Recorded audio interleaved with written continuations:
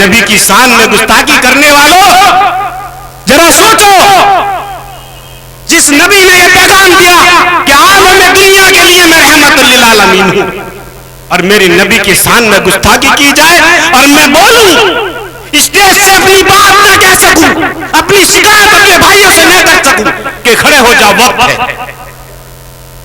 उसके बाद कहा जाता है कि मजलिस इत्तेहादुल मुस्लिमीन के कार्यकर्ता भड़काऊ भाषण देते हैं। अरे हमारा दिल रोता है, जिन लोगों को हमने अपने इख्तियार में बैठाया, उत्तर प्रदेश में बैठाया, केंद्र में बैठाया, 75 साल 65 साल कांग्रेस को बैठाया, 75 साल इनको हम अपने सर पर ढोते रहे। पर क्या बात है, जब मुसलमानों के ऊपर जुल्म और ज्यादती की बात होती है, मुसलमानों पर उंगली उठती है, यही अखिलेश यादव, यही बसपा बहन जी, यही राहुल जी, ये खामोश क्यों रहते हैं?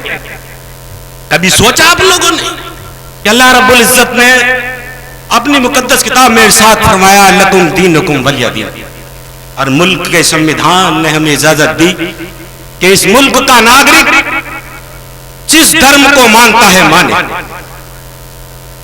जिस धर्म पर चलना चाहता है चले, जिस जाति बिरादरी में जाना चाहता है संविधान ने अधिकार दिया है वो जा सकता है। पर सबसे पहले मेरे रब ने अपनी मुकद्दस किताब में इरशाद फरमाया कि किसी के दीन को मजहब को बुरा ना कहो, सबके धर्म का मान सम्मान करना मेरे रब ने अपनी मुकद्दस किताब में बताया, तो हम तो किसी के खिलाफ हो ही नहीं। उस रब के महबूब ने कहा कि मैं पूरे आलम दुनिया के लिए रहमतुल लिल आलमीन बन के आया हूं, मैं किसी के खिलाफ नहीं हूं, मेरे नजर में सब एक समान है। आज मेरे नबी की शान में गुस्ताखी करने वालों, जरा सोचो, जिस नबी ने यह पैगाम दिया कि आलम दुनिया के लिए मैं रहमतुल लिल आलमीन हूं, और मेरे नबी की शान में गुस्ताखी की जाए और मैं बोलूं, स्टेज से अपनी बात न कह सकूं, अपनी शिकायत अपने भाइयों से न कर सकूं कि खड़े हो जाओ, वक्त है। उसके बाद कहा जाता है कि मजलिस इत्तेहादुल मुस्लिमीन के कार्यकर्ता भड़काऊ भाषण देते हैं। अरे हमारा दिल रोता है, जिन लोगों को हमने अपने इख्तियार में बैठाया, उत्तर प्रदेश में बैठाया, केंद्र में बैठाया, 75 साल 65 साल कांग्रेस को बैठाया, 75 साल इनको हम अपने सर पर ढोते रहे। पर क्या बात है, जब मुसलमानों के ऊपर जुल्म और ज्यादती की बात होती है, मुसलमानों पर उंगली उठती है, यही अखिलेश यादव, यही बसपा बहन जी, यही राहुल जी, ये खामोश क्यों रहते हैं? कभी सोचा आप लोगों ने? ये सोचने का वक्त है। तुम्हें 75 सालों के अंदर अपने वोट के अधिकार का, ताकत का पता ही नहीं लगा। कब जागोगे? कब इस वोट के अधिकार की ताकत को पहचानोगे? बताओ। ये वोट की ताकत, सियासत को समझो। तुम्हारे तो बाप दादाओं ने, नस्लों ने सियासत की है। अरे सियासत हमारे घर की लोडी है। सुन लो, जिन लोगों को कुर्ता पहनने की तमीज नहीं थी, हमारे बाप दादाओं ने सिखाया, आज हमें सियासत सिखाते हैं। अरे हम तो ये समझते थे संविधान ने अधिकार किया, 832 साल 30 साल हमारे बाप दादाओं ने इस मुल्क पे राज किया, हमने सोचा थोड़ा इनको भी करवाने दो। हमने छूट क्या दे दी?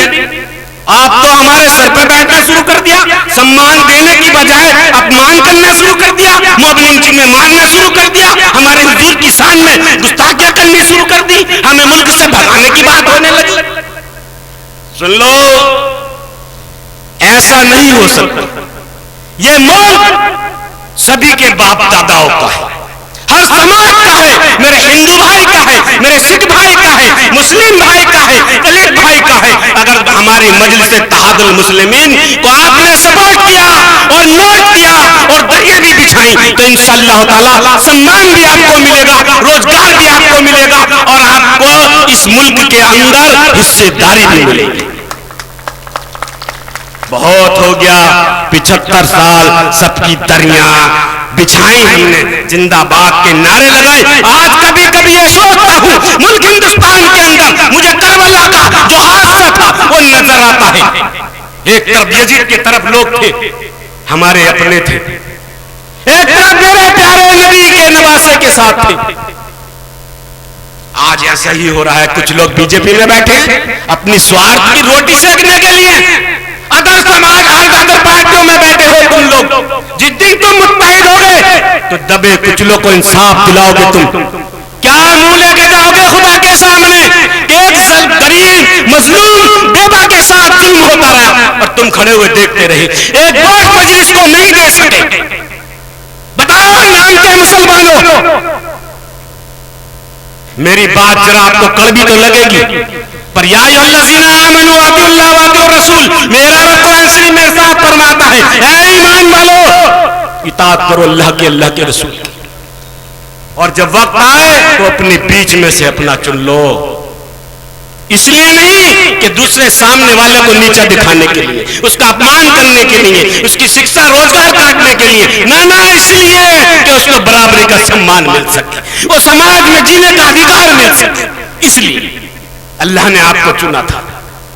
इन बच्चों का मुस्तकबिल हमें नजर नहीं आता कि इन बच्चों को कौन इंसाफ दिलाएगा। आज हम अपने आप को नहीं बचा सके तो इन बच्चों को कौन बचाएगा।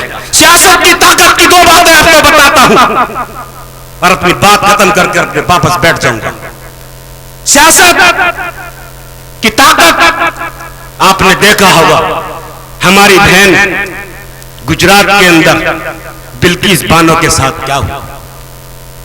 यह सियासत की ताकत है कि 11 दोषियों को उम्र कैद की सजा मिलती है और यही भारतीय जनता पार्टी की सरकार उनको रिहा कर देती है।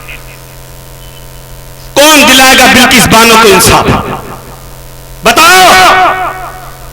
अकबरपुर की आवाम क्या अखिलेश जी बोलेंगे इस बात को?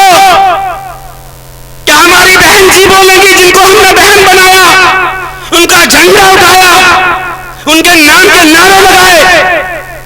क्या राहुल जी बोलेंगे जो कहते हैं कि भारत जोड़ो यात्रा? अरे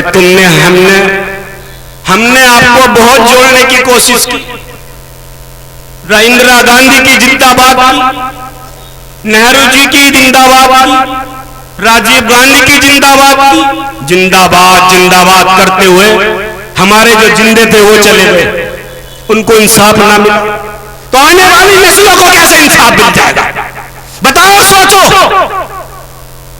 अरे लीडर हमारा ऐसा है, फख्र होना चाहिए आप लोगों को कि अल्लाह रब्बुल इज्जत ने हमारी कौम में ऐसा कायद दिया है जिसका नाम बैरिस्टर असदुद्दीन ओवैसी। अरे हेल देख के बोलते तो अगल बगल में पिछक जाते हैं। अल्लाह का बड़ा करम है, ये अवुए पौए नहीं थे मामला। अल्लाह का बड़ा करम है, पढ़ा लिखा, दाढ़ी वाला, टोपी वाला, नमाजी। बहुत से भाई हमारे कहते थे ये तो दाढ़ी वाला नहीं है, ये तो टोपी वाला नहीं है, ये बीजेपी की बी टीम है। कब तक